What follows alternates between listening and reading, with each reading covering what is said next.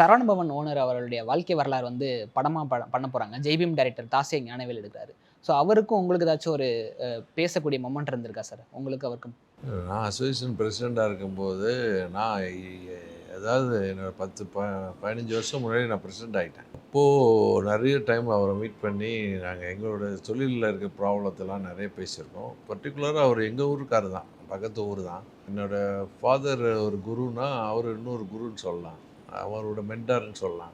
ஏன்னு கேட்டிங்கன்னா, அவரோட வளர்ச்சிய பார்த்துட்டு தான் நான் சென்னைக்கே வந்தேன். நான் அதுவரைக்கும் திருச்சியில தான் இருந்தேன். ஸோ இந்த மாரி விஷயங்கள் நடக்குது. சென்னையில தான் நம்ம ஒரு இது பண்ண முடியும்.